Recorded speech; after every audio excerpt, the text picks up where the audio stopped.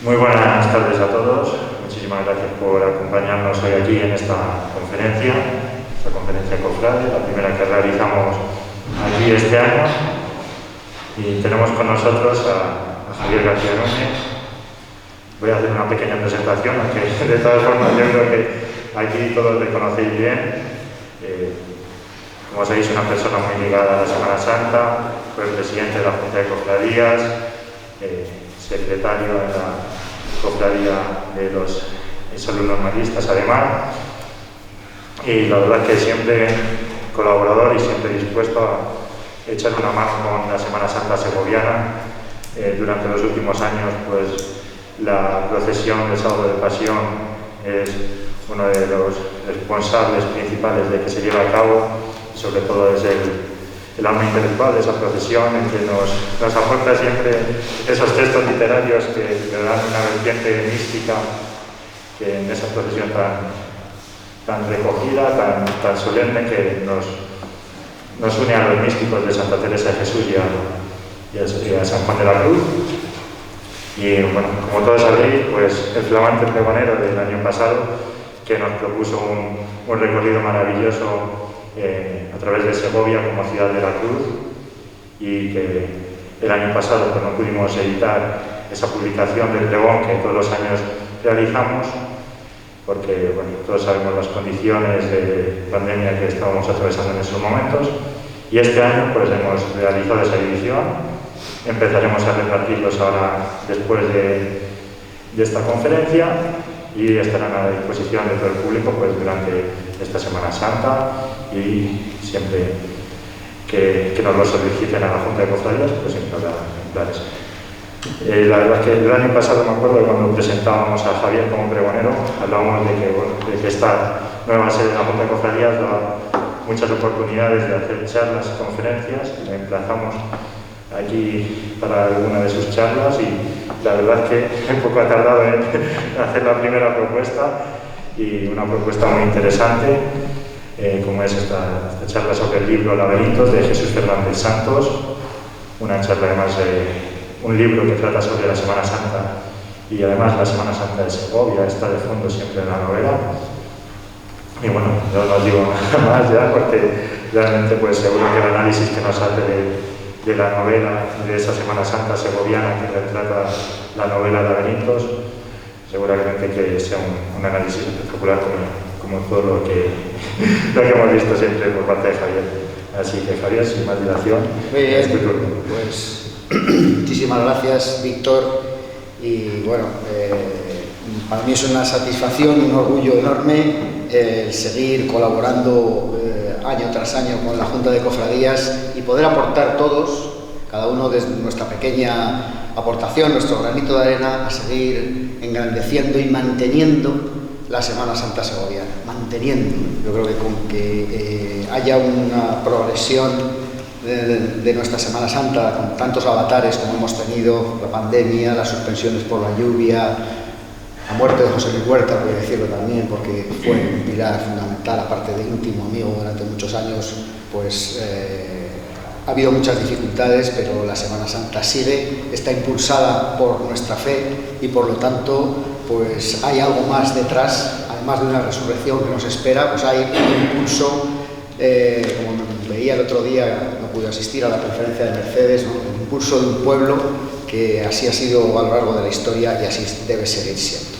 Bueno, pues lo primero, gracias Víctor, gracias a todos ustedes o a vosotros, amigos cofrades, por vuestra asistencia, y gracias a la Junta de Cofradías por haberme reservado este cuarto viernes de Cuaresma para la primera de las charlas cofrades en esta magnífica y preciosa sede de la Capilla de San Juan de Dios. Vamos a hablar de una novela que se llama Laberintos. Yo tengo la edición del año 1964, hay otra de 1980 con el acueducto en la portada, que está reproducida en alguno de los documentos que ha editado la Junta de Cofradías. Ambientada en la Semana Santa segoviana, más o menos ambientada, porque el autor, que ahora hablaremos, utiliza muchas licencias y recursos que unas veces nos acercan a la Semana Santa segoviana y otras veces nos despistan un poco porque no sabemos si es la Semana Santa de Segovia o es otra Semana Santa. Juega con el lector y lo vamos a ir viendo con detalle. Es una novela poco conocida en el ámbito popular y desde luego muy desconocida en el ámbito cofrade, pero no es una novela desconocida, es decir, en el campo de estudios sobre este autor hay varios artículos interesantes en internet, se localizan sin dificultad, en las que se estudia esta novela desde un punto de vista literario. También es conocida en el campo de la literatura que habla de Segovia. Sabéis que hay un autor como es Jesús Pastor, profesor en IES La Albuera, que ha publicado varios libros sobre la literatura que habla de Segovia, y ahí cita la novela Laberintos y a Jesús Fernández Santos. Por lo tanto, no es una obra totalmente desconocida. Bueno, yo tengo que decir que no soy crítico literario, que no soy filólogo y que no soy profesor de literatura. Por lo tanto, yo no voy a hacer un análisis estructural, ni textual, ni semántico, ni de ningún análisis técnico de la novela. Voy a hacer una mirada, pues, cofrade, como no puede ser de otra manera, y desde un punto de vista de las personas amantes de nuestra Semana Santa y de nuestras cosas segovianas. Un campo en el que la novela da bastante juego, como vamos a ver. ¿Quién fue Jesús Fernández Santos? Porque este autor ahora mismo está un tanto olvidado. Es decir, algunas personas que en estos días, pero ¿es de Segovia o qué? No recordaban. Fernández Santos nació en Madrid en 1926 y murió en esta misma ciudad en 1988. Vivió, por tanto, 62 años.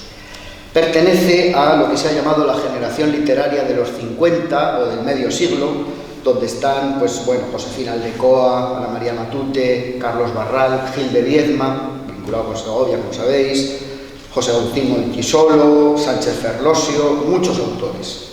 Son autores que han vivido la guerra civil generalmente de niños y que, ya avanzada la posguerra, en los años 50, comienzan a darse a conocer con una obra literaria bastante renovadora y que tiene bastante unidad entre sí las obras de estos autores. Fernando Santos escribió 11 novelas y los estudiosos de su producción han dividido estas obras en 3 etapas. Una primera de carácter más social, con la novela Los Bravos, de 1960. Una segunda etapa de tipo más psicológico o existencialista, entre el 60 y el 75, que sería la época en la que escribe Laberintos. Y una tercera etapa en la que cultiva la novela histórica o de ambientación histórica, que es la que le dio cierta popularidad entre el año 75 y su muerte en el 88. Escribió obras entonces como Jaque a la Dama, que obtuvo el premio Nadal, Extramuros, que quizá algunos recordáis porque fue llevada al cine, o Cabrera. Obtuvo bastantes premios, el de la Crítica en 1969, el Ateneo de Sevilla en el 85, y obtuvo tanto el premio Nadal como el Planeta. Solo ha habido 13 escritores, autores y autoras, que hayan obtenido las 2 distinciones más comerciales, según dicen, o de más renombre de la literatura contemporánea española, Nadal y Planeta. 13, uno de ellos es Fernández Santos. El Nadal en el año 71 y el Planeta en el 78. Pero en la vida de Fernández Santos tenemos que destacar un hecho importante para la historia que hoy vamos a contar, y es un hecho de su infancia. Porque el 18 de julio de 1936, Jesús Fernández Santos era un niño de 10 años que estaba pasando unas vacaciones de verano en San Rafael, junto con su hermano en unas colonias infantiles, como los, digamos, hijos bien de la burguesía madrileña, pues van de vacaciones a un campamento, unas colonias, en este caso ya desde esa época, de 1936, y en ese momento, como sabemos, estalla la guerra civil y en muy pocas semanas la Sierra de Guadarrama se va a constituir en frente de batalla de esa guerra y el Alto del León, pues, escenario de muy duros y sangrientos combates. Los niños de esas colonias van a ser evacuados a la ciudad de Segovia para evitar cualquier riesgo, de manera que Jesús Fernández Santos pasará los 3 años de la guerra civil interno en Segovia, los 2 primeros años en los maristas, el curso 36-37 y 37-38 y el 38-39 en los misioneros claretianos. 3 años interno con su hermano, separado de su familia que estaba en Madrid, a la que no podía ver porque evidentemente estaban en bandos de Madrid y Segovia, bandos distintos de los que combatían en la guerra, como bien sabéis. La colonia de verano, la amenaza del frente bélico, la evacuación a la ciudad de Segovia, van a constituirse en verdaderas obsesiones de nuestro autor, quien acude a ellas en varias ocasiones en la novela como un leitmotiv recurrente. Esa estancia de 3 años durante la infancia hace que la vinculación de Fernández Santos con Segovia sea importante, lo refleja aquí en Laberintos, en otra novela que se llama En la hoguera, y en un cuento muy interesante, un relato sobre la catedral. Está incluido en un libro que se llama Catedrales, y son 4 cuentos en 4 catedrales diferentes. También hablamos luego de ello. Bueno, vamos a adentrarnos un poquito en la novela. En el texto de la novela no se dice nada de que la acción de este libro suceda en Segovia, ¿no? Solo hay una nota introductoria una nota introductoria de la editorial, en la primera página, una nota introductoria en la que dice: una Semana Santa reúne en Segovia a un grupo de amigos y conocidos, jóvenes pintores o gente relacionada con la pintura. Y esos días de vaciedad provinciana que el recogimiento de la pequeña población incrementa con ocasión de las fiestas religiosas, ponen de relieve con especial crudeza las contradicciones y conflictos que cuadriculan la vida de los personajes. Ya hemos dicho que es la época del existencialismo y muchos narradores utilizan sus novelas para poner de manifiesto conflictos psicológicos, existenciales entre los personajes. Aquí también sucede.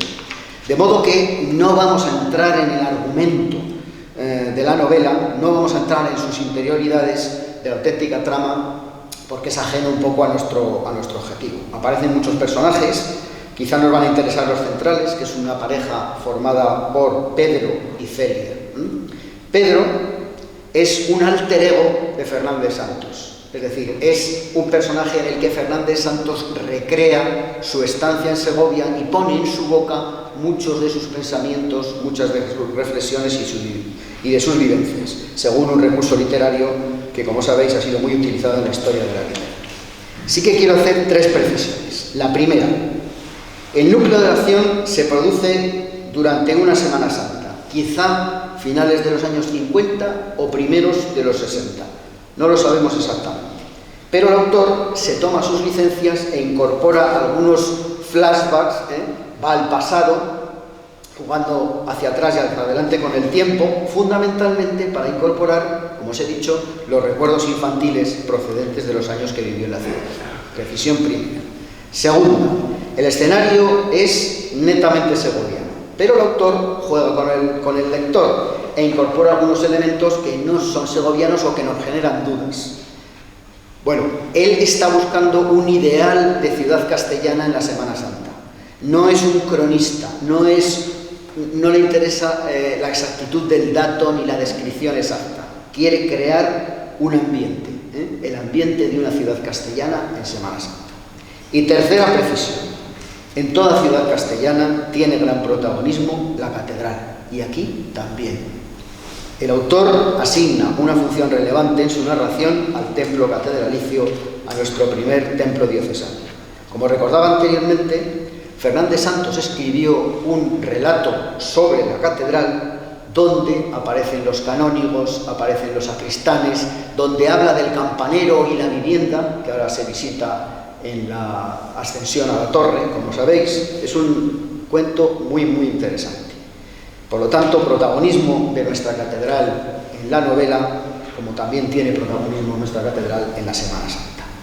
Por lo tanto, lo que vamos a ver ahí es una amalgama muy peculiar de recuerdos infantiles, flashback, la presencia de la catedral. Todo eso lo podemos apreciar, por ejemplo, en este fragmento. Un sábado de lluvia, antes del estallido de la guerra, vino el padre de Madrid, su padre, a la colonia como todas las semanas, y al día siguiente hubo excursión a la pequeña ciudad.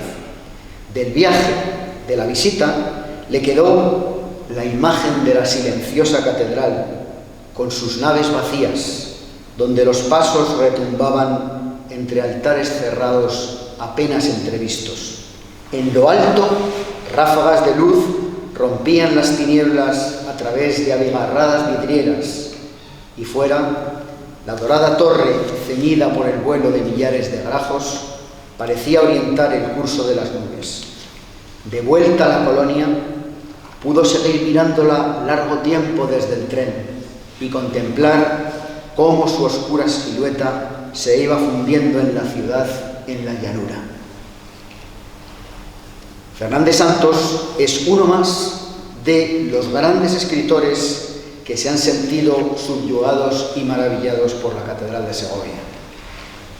De los que se han sentido maravillados y lo han dejado por escrito, como por ejemplo Emilio Castelar, Ramón Gómez de la Serna, en El secreto del acueducto, Chueca Goitia, Martínez de Pisón, Julio Llamazares en nuestros días.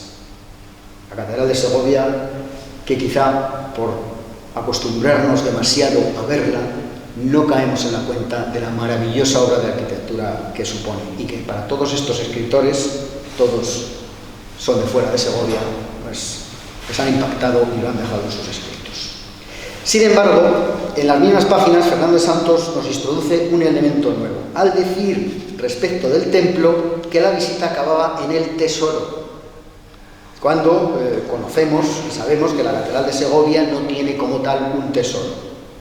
Pero lo contrarresta con una mención netamente segoviana. Dice: la había sorprendido a Celia, esposa de Pedro, por la mañana, deambulando también por las naves, tras los vagos recuerdos de la infancia, a pesar de que su voluntad quedaba fuera, en el gran patio enlosado, al pie de la maciza torre. En la página 22 describe el ajetreo de la Plaza Mayor, Plaza de Franco entonces. Los autobuses desaparecían cuesta abajo, camino de la Vega. Y aquí introduce otro concepto, otra referencia que no es segoviana, porque no tenemos aquí en Segovia ese concepto de la Vega. Ha hablado del tesoro, ha hablado de la Vega. Efectivamente, el tesoro y la Vega nos están remitiendo a Toledo. Fernández Santos hace un híbrido entre Segovia y Toledo porque está buscando un ideal de ciudad castellana. De hecho, Fernández Santos fue un gran enamorado de la ciudad de Toledo, hizo varios documentales cinematográficos sobre Toledo y tiene una novela interesantísima que se llama El griego, sobre el Greco en Toledo. Fue premio Ateneo de Sevilla en el año 1985. ¿Qué tenemos en Laberintos? ¿Segovia, Toledo o una ciudad híbrida de ambas?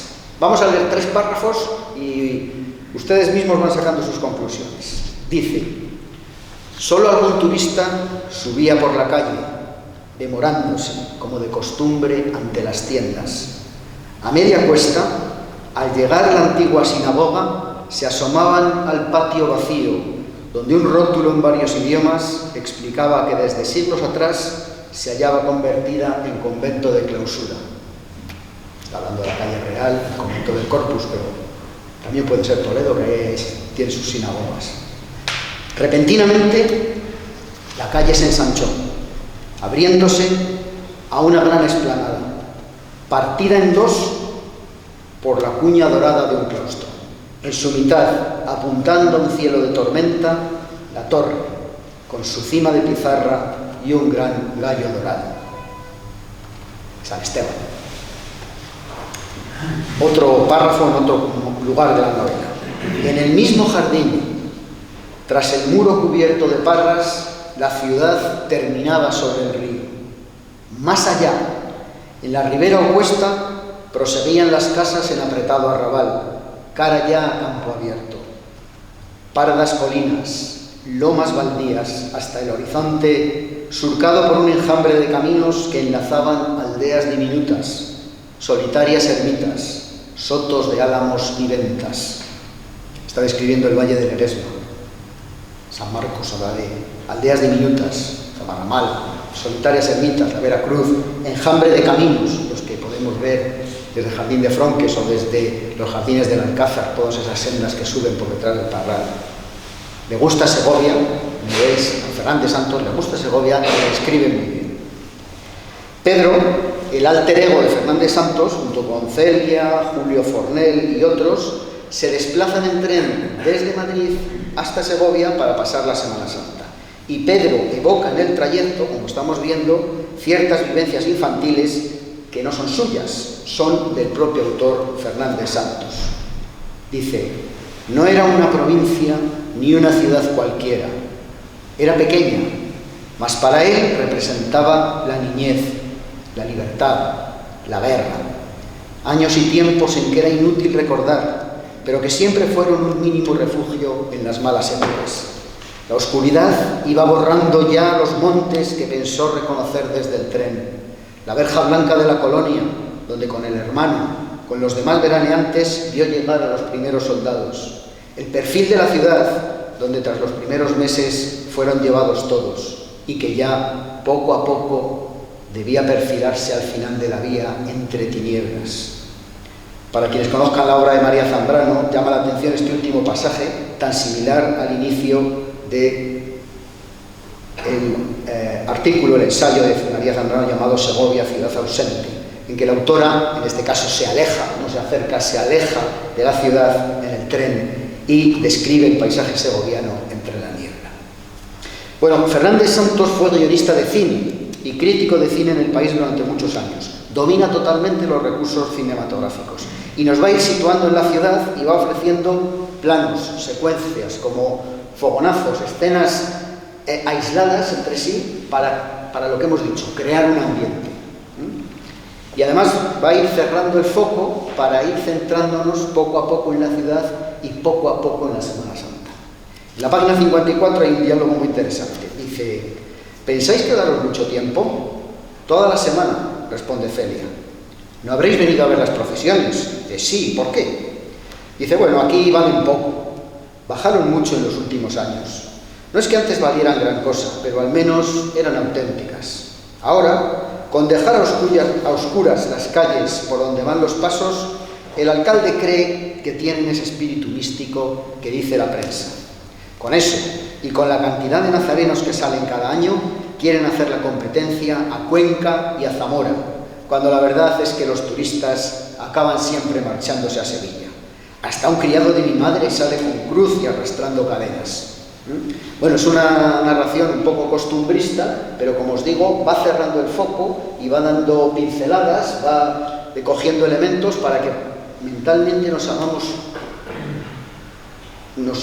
pongamos en situación, según vamos avanzando en la novela, que la trama fundamental va a ocurrir durante la Semana Santa. En la página 69 encuadra aún más la imagen, baja más al detalle, cuando dice: y en algún lugar de la ciudad rompieron a batir los tambores. Redoble procesional, devuelto en ecos por plazas y calles, al que inconscientemente se acomoda nuestro paso. Desde la calle subía el implacable martilleo de los obreros, que comenzaban a alzar las tribunas para las procesiones. Un armazón de hierros y tablas se perfilaba ya ante la puerta del hotel donde estaban alojados. Maderas blancas, hierro oscuro, recién salido de la fábrica. Bueno, sabemos que en Segovia no hay tribunas, ni tenemos constancia de que las haya habido, ¿eh?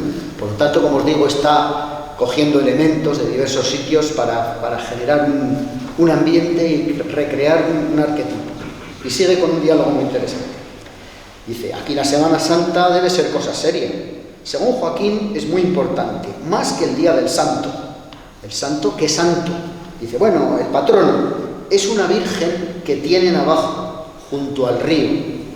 Desde el huerto de Joaquín se ve la ermita. Cuando amenaza sequía o en caso de guerra, la suben a la catedral. Como os decía, no es un cronista, no le interesa la fidelidad del dato, ni histórico, ni topográfico, ni de ninguna clase. Está hablando de la Virgen de la Fuencisla y habla del santo, del patrono, pero evidentemente está hablando de la Virgen de la Fuencisla. Eso es obvio.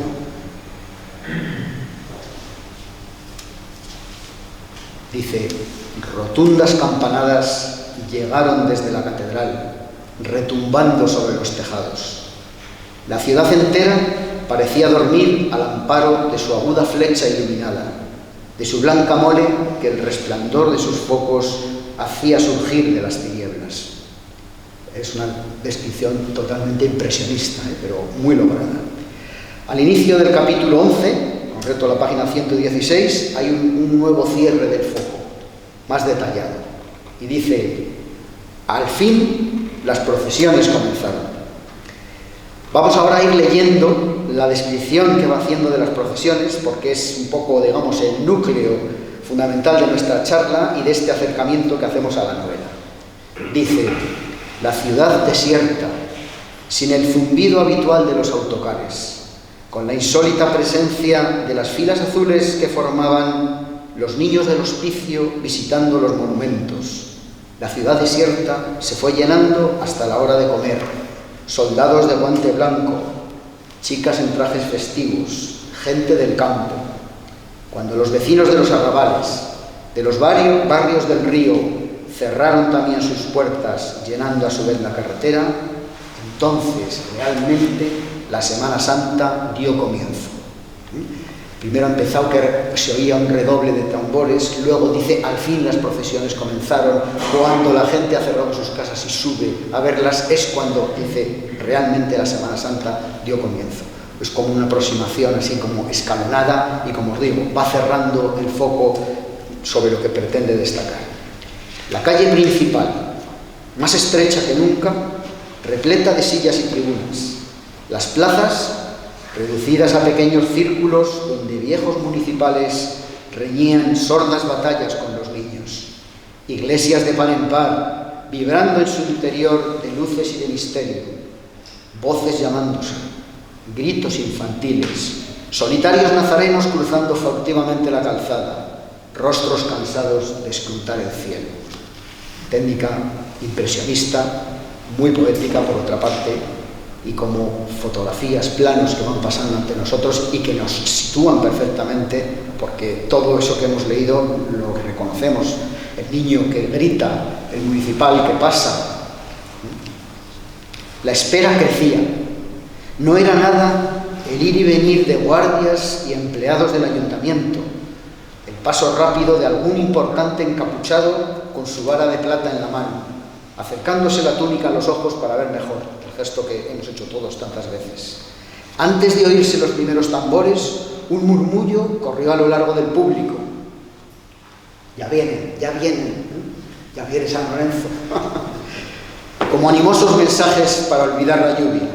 Los primeros nazarenos, tras su labrada cruz de guía, desfilaron un poco ajenos a la muchedumbre, sin música ni redobles a los que acomodar el paso. También ellos miraban de cuando en cuando al cielo, donde nubes plomizas se agolpaban, girando sin cesar. Nueva pausa, dice. Un hermano mayor llegó ordenando detenerse. Ahora podían oírse claramente los tambores y una lejana marcha que la banda de la ciudad interpretaba.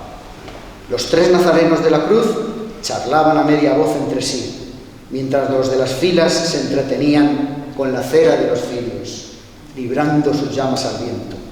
La gente los miraba con mezcla de respeto y prevención, excepto si buscaban algún familiar, algún conocido diríamos nosotros, algún familiar entre ellos. Por fin, el nazareno de la Alta Vara llegó con los imperiosos ademanes que evidenciaba su jerarquía superior.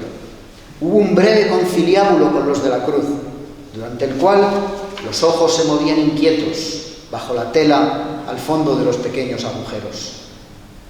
De nuevo, en marcha. Los tres delante con el madero en alto y el resto tras ellos, en dos filas al compás del redoble, cuidando de no manchar con cera los hábitos. Nos está recreando algo que conocemos perfectamente, pero hay que entender que la inmensa mayoría de los rectores a los que se estaba dirigiendo Fernández Santos no habían participado en una procesión ni tenían ese conocimiento experiencial que podemos tener nosotros, pero lo está reflejando de manera perfecta.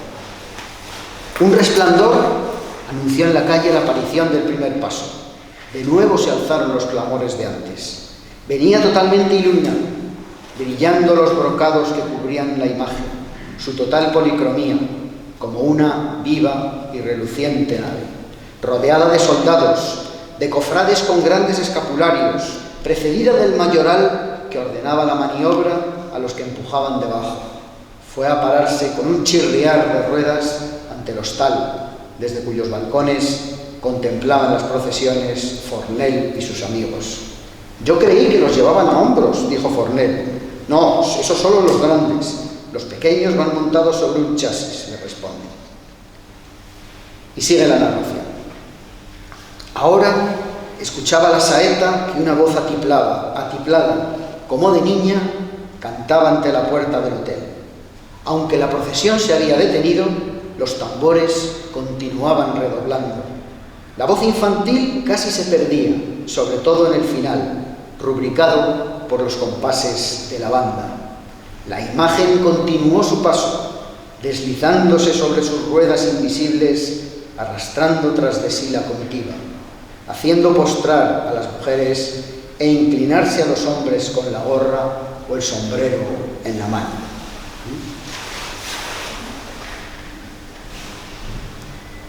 En la calle, los pasos seguían avanzando, al compás de los soldados, abriéndose camino entre remolinos de cabezas, con frecuentes paradas cada vez que una nueva imagen debía incorporarse.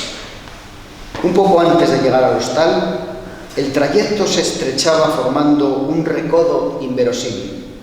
Ahora llegaba el turno a una talla de múltiples figuras, representando a Jesús ante Pilatos. Debía ser importante, dice, porque la portaban costaleros, luchando con su gran mole, con el suelo mojado, para hacerla pasar entre los muros.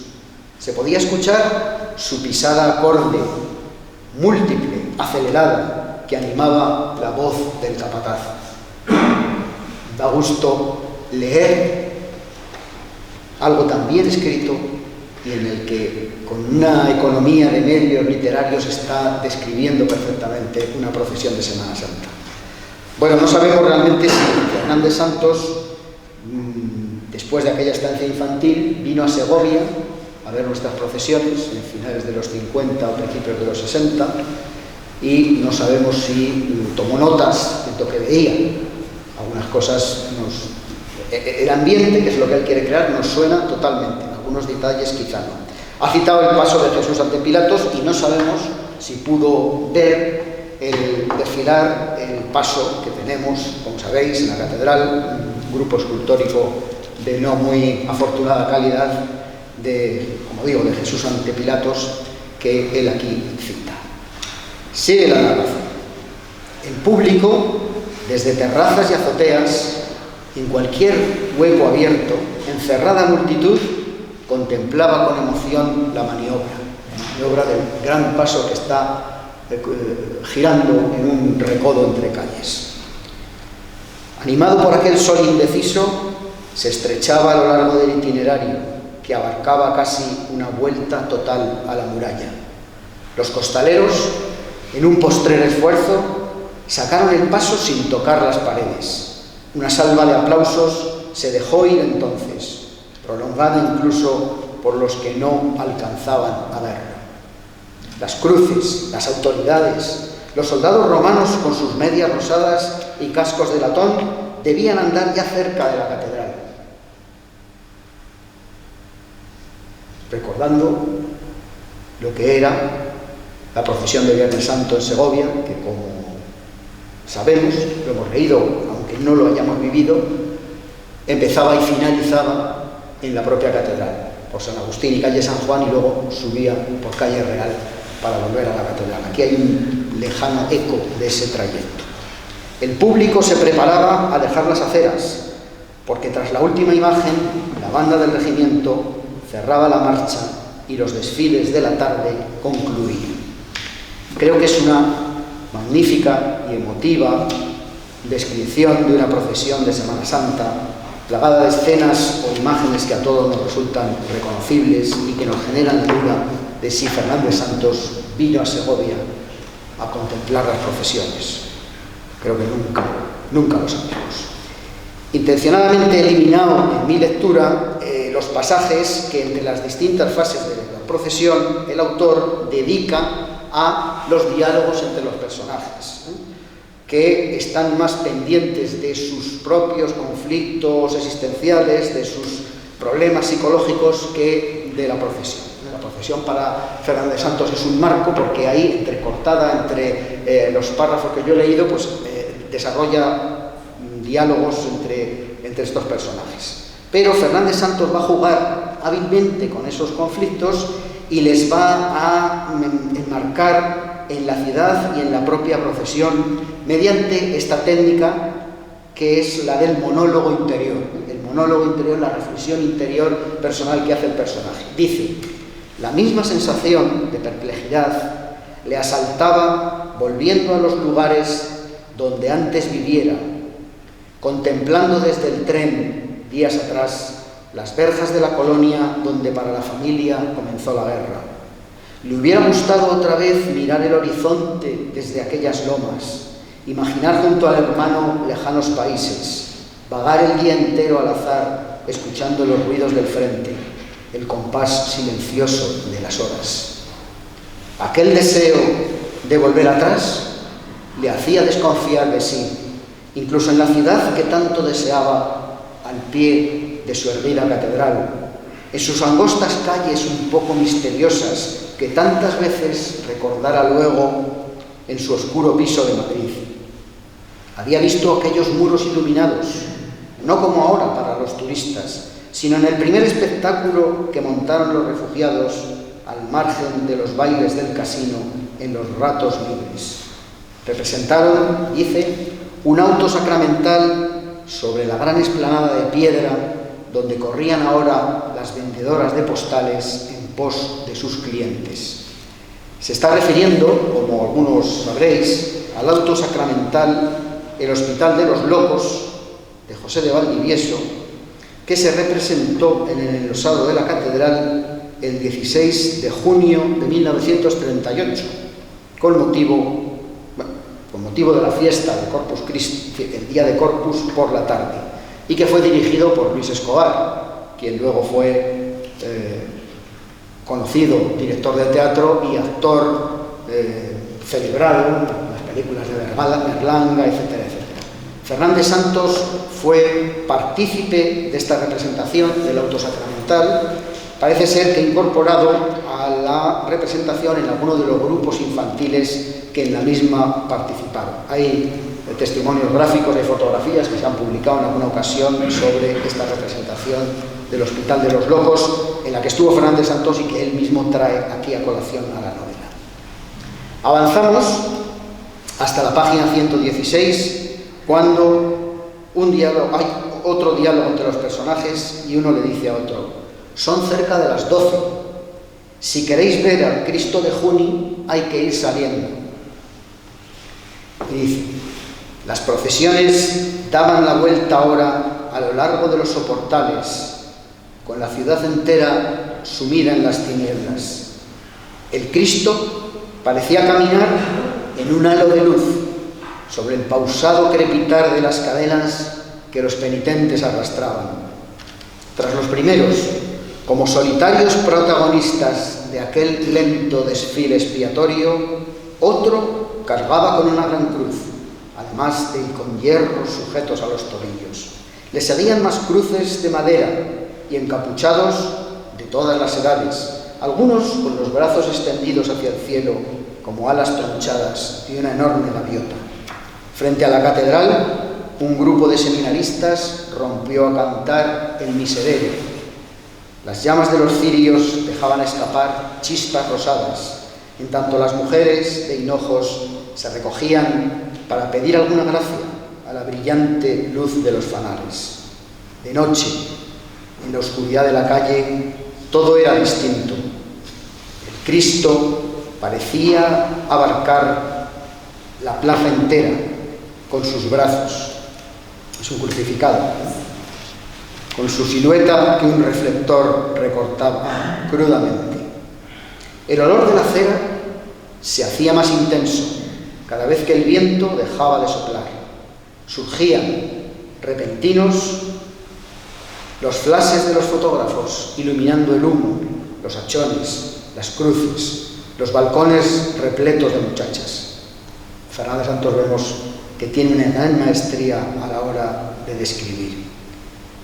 Dice: un nuevo paso de talla complicada desembocaba ya. Llenaba de luz las angostas calles del itinerario, los viejos muros, las muestras de las tiendas, los balcones cubiertos de banderas brillaban un instante para quedar a poco sumidos en tinieblas. La pesada plataforma crujía al paso de la imagen, vibraba en continuo vaivén por el esfuerzo de los hombres que la portaban, a los que el capataz guiaba con órdenes escuetas y precisas. Y continúa la descripción.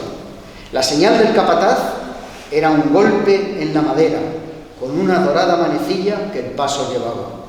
Los apóstoles, los cirios, los fanales, la gran mesa de la última cena se alzaban súbitamente, alejándose rumbo a la catedral hasta el próximo alto. Bueno, todos sabemos que no hay paso de la última o de la Sagrada Cena en Segovia, tampoco lo hay en Toledo, lo hay en León, lo hay en Valladolid, lo hay en el famosísimo de Salcillo en Murcia, pero todo esto no le interesa al autor, solo quiere describir un paso grande, una escena de la pasión, por un escenario estrecho, crear un ambiente, se corresponda con una realidad, que puede ser la Semana Santa segoviana, o no se corresponda. Vamos a ver al Cristo a su paso por el puente romano, dice otro de los personajes. No sabemos, puede referirse al acueducto o puede referirse al puente romano de Toledo, efectivamente. Bien, todos sabemos que en Segovia no hay ningún Cristo crucificado de Juan de Junio. De hecho, hay poquísimos crucificados de este escultor, no más de una decena y casi todos en la provincia de Valladolid. Pero, bueno, esto es una pequeña asociación de ideas que me atrevo a hacer, considerando que en Toledo no hay ninguna obra de Juni y que en Segovia, precisamente en la catedral, hay una magna obra de este escultor, como es el retablo del entierro de Cristo, y que Fernández Santos conoce perfectamente la catedral y aprecia sus valores, pues no podemos descartar que esta mención que hace él en la novela al Cristo de Juni viniese inspirada del retablo del entierro de Cristo que Fernández Santos habría visto en la catedral, como le hemos visto los demás muchas veces.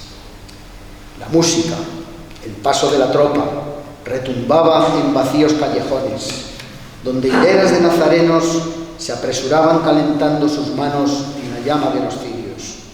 Sus pies descalzos daban frío bajo un cielo nítido de helado. Tras los breves descansos, las filas disgregadas se reunían pronto para seguir su camino al agudo sonar de las trompetas. Bueno, la novela enfila su recta final y nosotros nuestra charla también. Ya, si os parece, leo de corrido todo el último tramo, cuyo final me parece especialmente emotivo. Salió a la calle, que en la noche del sábado santo comenzaba a animarse.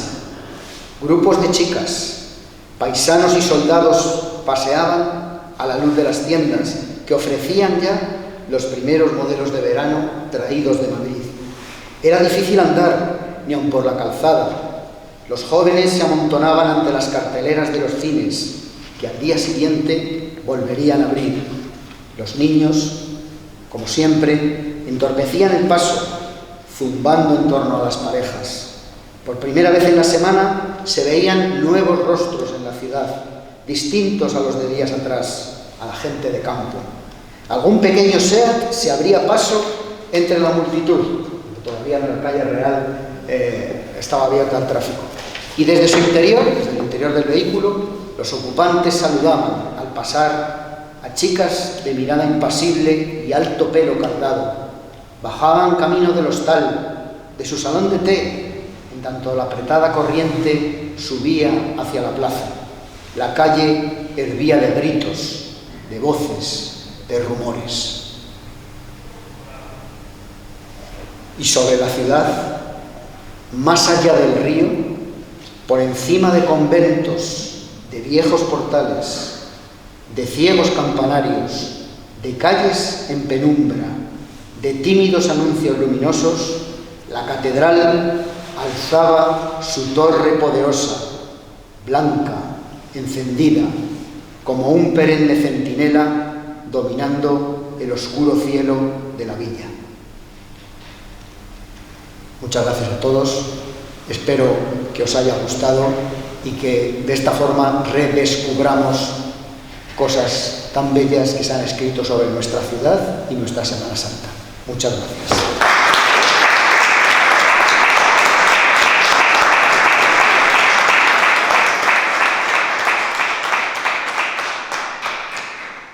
¿Alguna pregunta? Bueno, la verdad que muy interesante. ¿Alguna pregunta por aquí, por el público? No, es una obra que hoy es difícil de conseguir. Eso es lo que iba a preguntar. Es una obra difícil de conseguir. Yo la veo anunciada, ediciones de segunda mano en internet, y por ahí es probable que se pueda conseguir algún ejemplar. Pero no es... Bueno, no sé... Si alguien estuviese interesado, pues se podría hacer un esfuerzo y buscarlo, pero no es fácil de conseguir esta obra porque, bueno, digamos que es una obra, entre comillas, menor dentro de la producción de su autor, un autor que ahora mismo está bastante olvidado, pero ya sabéis que Internet, bueno, pues se consigue todo y ahí, si alguien está interesado, puede trastear, que hay varias referencias de la Casa del Libro, de Ibai, de no sé qué, y a lo mejor por ahí se consigue algún ejemplar. Bueno, tomaremos nota porque la verdad que muy interesante saber que hay esta novela de un escritor importante que retrata nuestra Semana Santa de Segovia de esta manera tan especial. Y bueno, por parte de la Junta de Cofradías, pues agradecer muchísimo a Javier por esta charla y bueno, para terminar pues vamos a dar un pequeño obsequio de agradecimiento y sobre todo por el recuerdo de este día. Así que, oye, qué bonito, además con el cartel de este año, pues para tener este estupendo recuerdo, que te agradezco muchísimo, Víctor, y que tengamos oportunidad de seguir colaborando y seguir aportando todos por nuestra Semana Santa. Os animo también a todos y cada uno a que pongáis de vuestra parte y que la ciudad en este aspecto continúe impulsando esta celebración tan querida para todos. Muchas gracias.